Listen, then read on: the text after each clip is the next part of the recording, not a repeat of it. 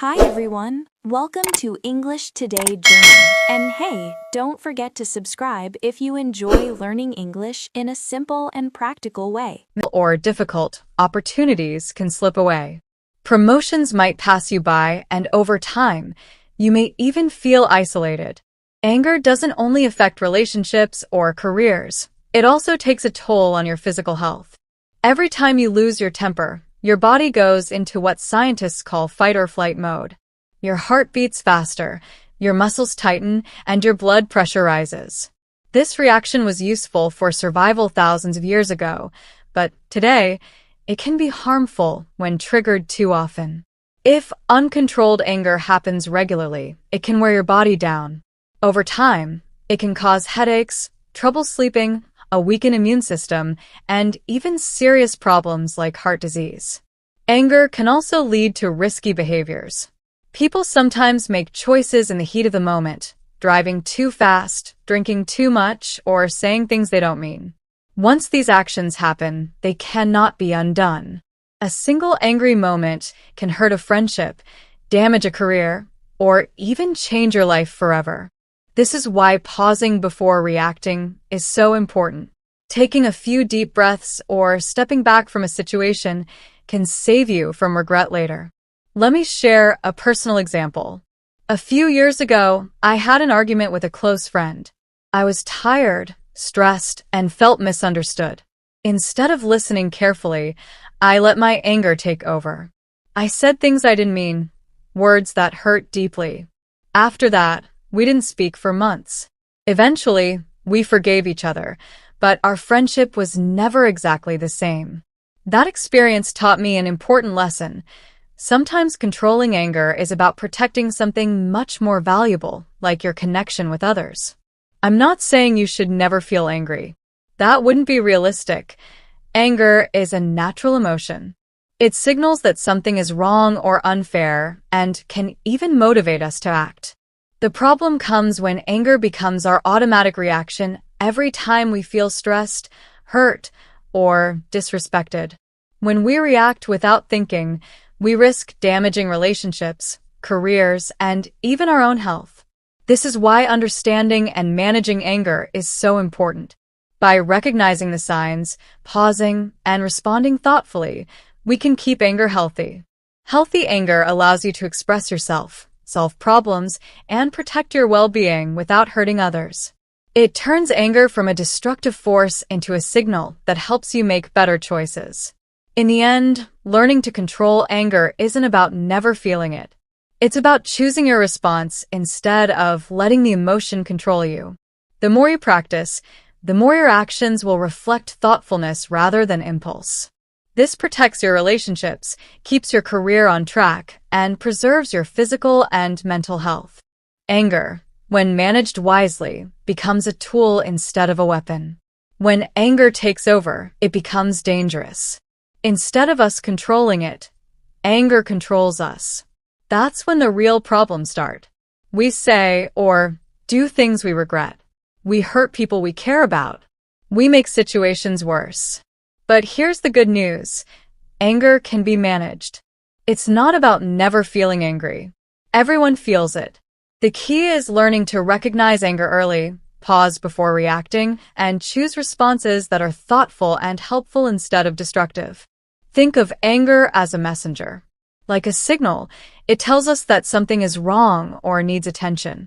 It could mean someone crossed a boundary, disrespected us, or that something in our life isn't working the way it should.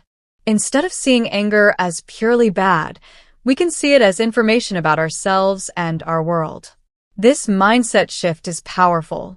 When we pause and ask, "What is this feeling trying to tell me?" we open the door to emotional intelligence. That's the ability to understand our emotions and the emotions of others. Of course, learning to manage anger takes practice, just like learning English. You won't master it in a day. Some days, you might still react too quickly or say something you regret. But over time, with awareness and effort, it becomes easier to respond wisely rather than act impulsively.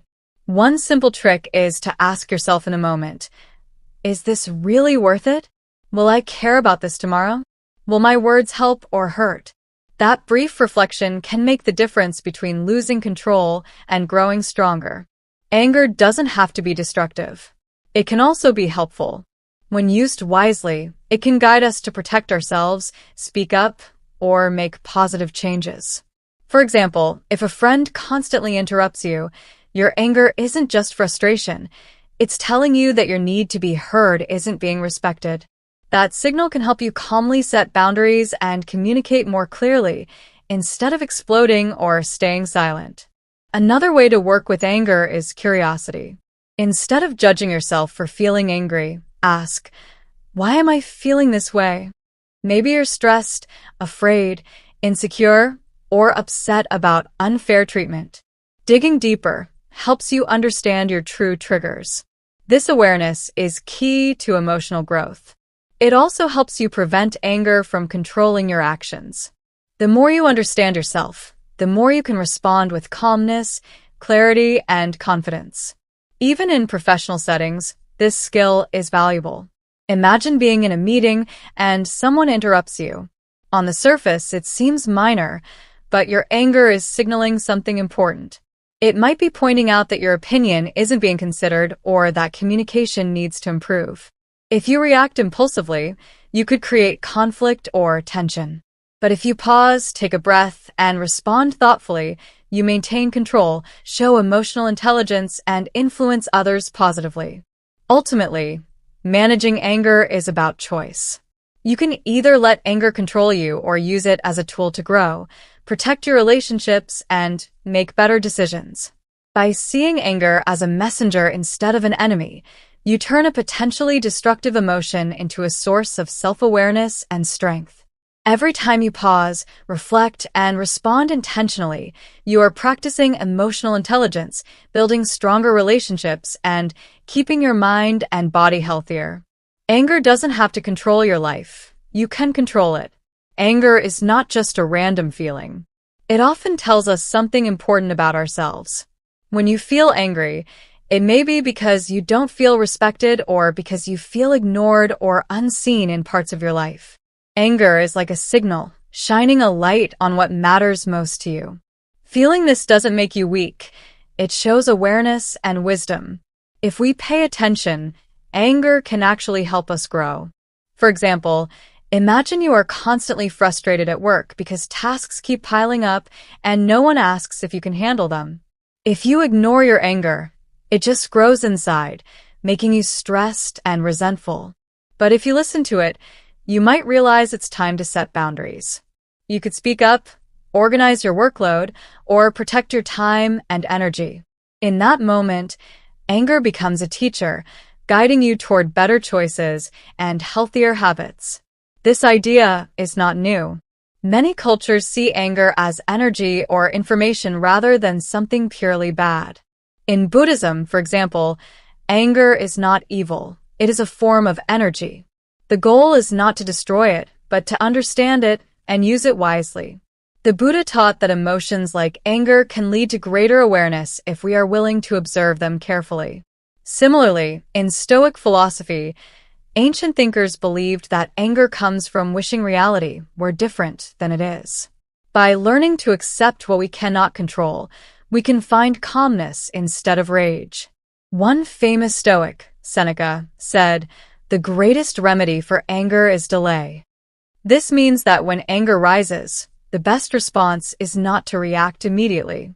Instead, pause, breathe, and ask yourself what the anger is trying to tell you. So, anger itself is not bad. It is a messenger, and learning to listen to it allows you to respond with clarity instead of chaos. But knowing this is only part of the solution. The real challenge comes when anger appears in the moment. Even if you understand why you are angry, it doesn't always prevent you from snapping, shouting, or saying something you later regret. That's why practical tools are essential. The first and simplest tool is to breathe. When anger rises, your body goes into fight or flight mode. Your heart races, muscles tighten, and your mind spins. Taking a few slow, deep breaths helps calm the body and gives your brain a chance to think. Breathing doesn't magically make anger disappear, but it slows the reaction and creates a moment of control. Another tool is naming the emotion. Ask yourself, what am I really feeling? Frustration, fear, embarrassment, or stress? Just labeling the feeling can take away some of its power. It helps you see anger as a signal rather than a command to act. A third tool is to step outside yourself. Imagine that a close friend is experiencing the same situation. What advice would you give them? Probably not to yell, slam doors, or lash out. Most likely, you would suggest that they pause, take a breath, and respond thoughtfully. This perspective helps you treat yourself with the same care and guidance you would offer others. Finally, reflect on the message of anger. Ask, what is this anger trying to tell me? What boundary has been crossed? What needs attention? When you approach anger with curiosity instead of fear or shame, it becomes a tool for growth. You can make choices that protect your well-being, improve your relationships, and reduce unnecessary conflict. In short, anger can guide us toward clarity, awareness, and stronger boundaries if we learn to manage it. It doesn't control us when we pause, breathe, name the feeling, and reflect. By using these simple strategies, we can transform anger from a destructive force into a teacher that helps us grow, communicate better, and respond thoughtfully instead of reacting impulsively. One of the fastest ways to calm anger is by breathing. There's a simple method called box breathing. You breathe in for 4 seconds, hold it for 4 seconds, breathe out for 4 seconds, and then hold again for 4 seconds. Do this a few times. It may feel small, but it works surprisingly fast to calm both your body and your mind. The second strategy is to pause before reacting. Even just a few seconds can make a huge difference. Imagine someone cuts you off in traffic or your partner forgets an important task. Instead of reacting immediately, stop and ask yourself, is this really worth losing my peace? That short pause can prevent words or actions that you might regret later. The third strategy is to write it down. Journaling can be very helpful if you often feel stressed or angry. You don't need to write a long diary entry. Just a few lines about what happened, how you felt, and what you wish you had done differently. Over time, you'll start to see patterns. For example, you might notice that you get upset more easily when you are tired, hungry, or after long meetings. Knowing your triggers gives you an advantage. It helps you prepare and respond better next time.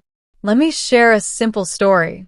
A friend of mine works in a busy office and used to get upset over small things. A colleague interrupting her, a rude client, or even bad coffee. She decided to carry a small notebook and write down her feelings every time she got frustrated. Writing just a line or two helped her slow down, think clearly, and sometimes even laugh at how minor the problem really was. She said, "It doesn't fix everything, but it gives me back my power, the power to choose how I respond." This is exactly the kind of control we want. It's not about being perfect. You won't always manage your anger, and that's okay. What matters is that you are trying and learning. Managing anger is like training a muscle. One single workout doesn't make you strong, but consistent small efforts do. Each time you pause instead of snapping, breathe instead of blaming, or reflect instead of reacting, you build emotional strength. Another way to manage anger is by changing your perspective. Imagine stepping back and seeing the situation as if it were happening to a friend. What advice would you give them?